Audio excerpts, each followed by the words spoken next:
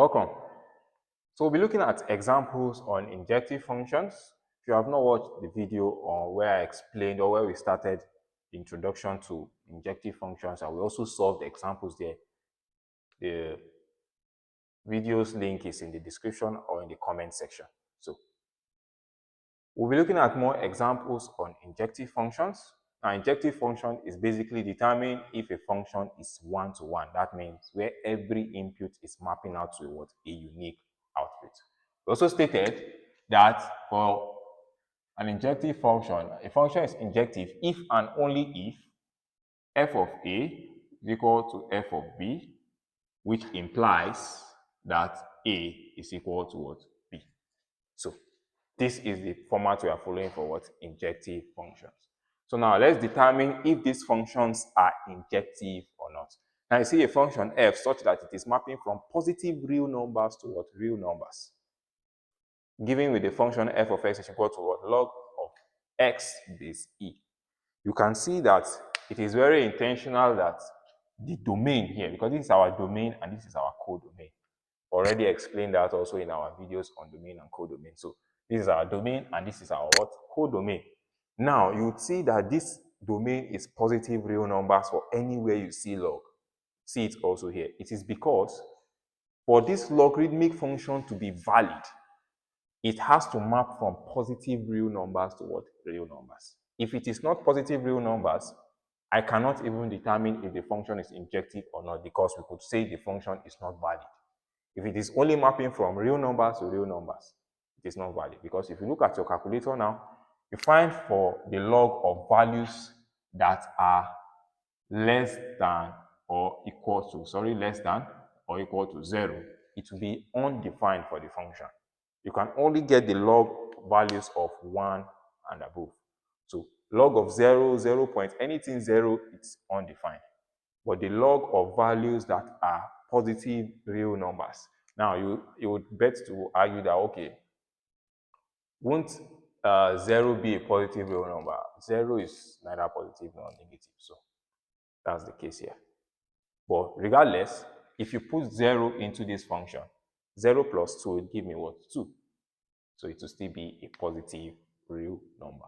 So any input you put here has to make the value to be what? Greater than 0. So if you put a negative 3 here now, for example, the function becomes invalid. But coming to this now,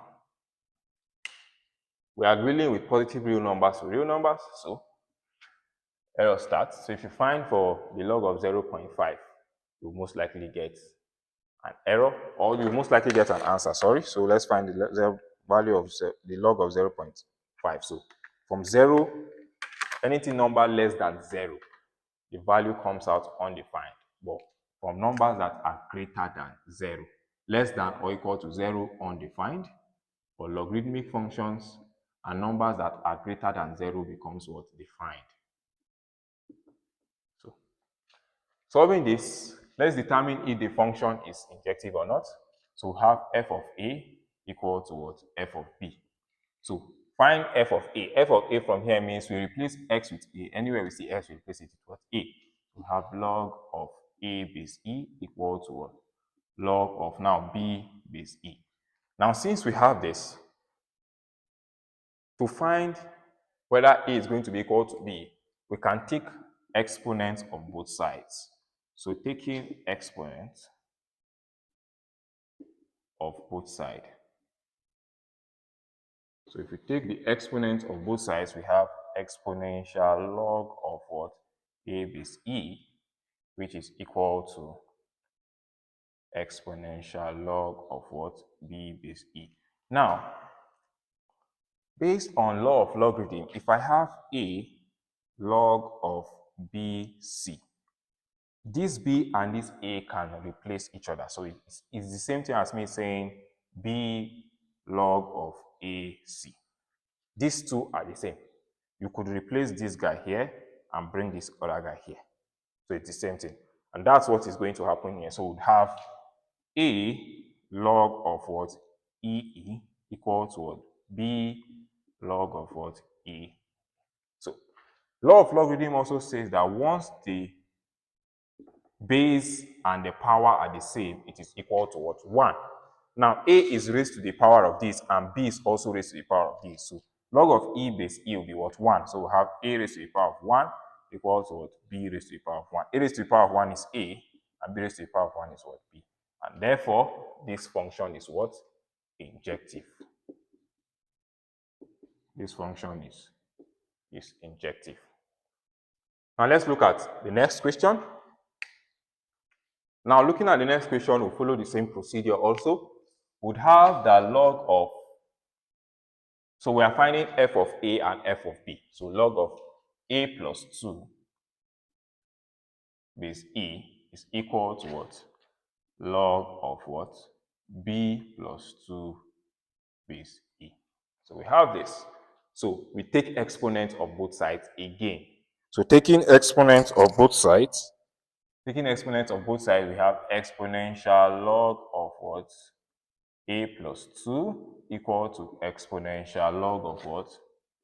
B plus 2 base e and base e. So we just explained it now. We can carry this here and bring this down. So we have a plus 2 log of e base e equal to b plus 2 log of what? E base e. Now this is 1. So we have a plus 2 raised to the power of 1 equal to what? B plus 2 raised to the power of 1, which is the same thing. So we don't need to write the 1. So we have a plus 2 equal to what? B plus 2. We have positive 2 here. If you carry this here, it's negative. So it's going to be positive 2 minus 2, which is 0. Or you could carry it here, which is still 0. So cancel this out. A is equal to what? B. Therefore, the function is what? Injective.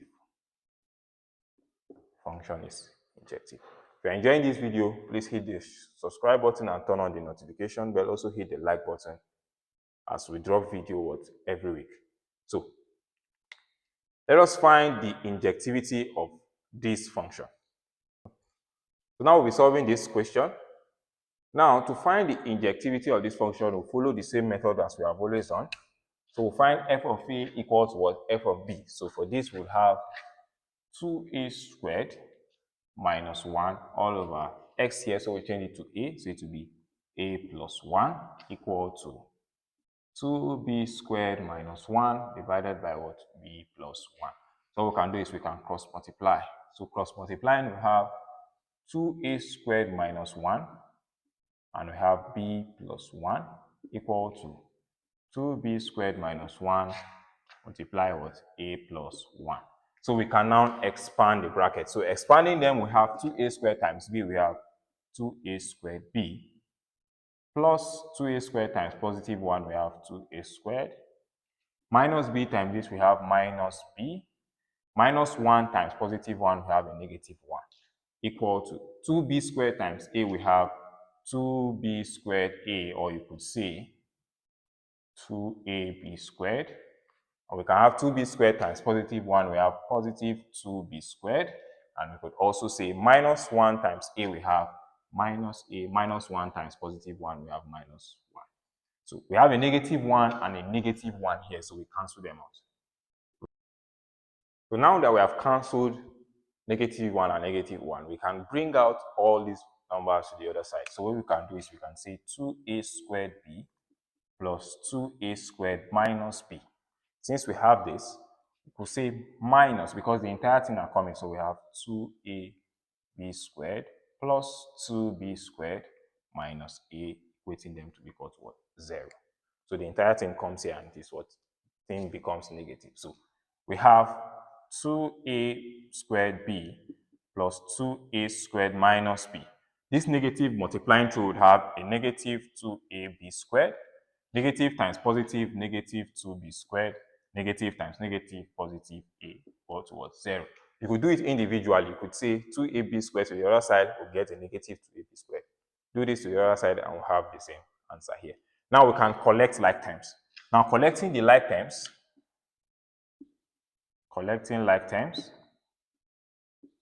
not necessarily like terms, but would arrange them in such a way that number fits each other. So we have 2a squared b. What's closest to it is 2ab squared. So we have minus 2ab squared we have 2a squared. So we have plus 2a squared. What's close to it is minus 2b. So 2b squared, and we have a positive a and what? A negative b equal to what? 0. You would see we have 2, 3, 4. So since there are 4, we can pair them up. Can pair these two up, pair these two up, and pair these two up. So pairing these two up, what's common between them is what? AB. So we can say A minus B. Now we can have this to be what? If we have this, we can say 2, what's left here will be what? 2A and what? B. So what we left here will be what? Minus B, isn't it? Yeah. So we have this. Sorry. Let me clean this up again. What's common between these two will be 2. So let's start with 2. We can have A here, we have A here, we have B here, we have B here. So we can start with 2AB. Sorry, and we can do this. What will be left here will be what? Only A. And what will be left here will be what? Only B. So A minus B. Sorry. So we'll do it this way.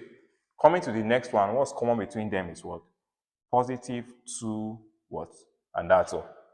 So it's only positive 2. You can have your A squared minus what? B squared. You can have this. What's common between these two? We just only have our positive 1 and what? A minus B. What? 0. You would now notice that there is an A minus B here, A minus B here, and also what? A minus B here. So we can factorize all of this out. So factorizing this out, we have A minus B. All we'll be left with here is what? 2AB. Plus, what will be left here now will be what? 2 bracket what? A minus B. Because we have removed one A and we have removed one B here. All will be left here will be what? 1. All equal to what? 0. Now, we could expand this and have 2A minus 2B. We could leave it this way. It is still the same thing. Now, you will notice that A minus B will be equal to 0. Or this will be equal to what? 0. Or we can say 2AB plus 2 bracket A minus B plus 1 all equal to 0. So A will be equal to B, or because once this B crosses over, it becomes a positive B, or this thing. And therefore, once we have an or in an injective question, we know that this would not be an injective function. And therefore, this function is not what? Injective, because A is equal to B. Yes, it has satisfied this rule, but if we try and open this up, we'll see we would also have another value, and therefore this function is not what? Injective. So let's look at the next question. So looking at the last two questions, we have f such that it is mapping from real numbers to real numbers, defined by f of x equal to what? Sine x, and we also have the same thing here. You will also see in the previous video when we started injective function, we have a similar scenario like this. And I say the importance of this mapping is not really, no, I won't say not really important, but it is not of great use to us when we are working with injective functions. But when we are working with surjective functions and bijective function, it will be of great use. So also hit the subscribe button so that you will know when we drop the video on surjective function. Now for injective function, once I get the answer to this, it will be the same thing here because the mapping is not of great use to us. So to solve for this, we'll find sine of what? F of A. So F of A here will be what? Sine of A. This is equal to what? Sine of B. Now to do this, we'll put this in brackets if you want or not. To do this, we have to find if A is going to be equal to B. We cannot do that here because why?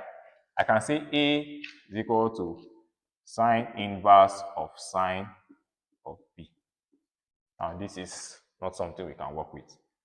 So therefore, this function is not what? Injective, and therefore this will also not be what? Injective. So thank you very much, and I'll see you in the next video.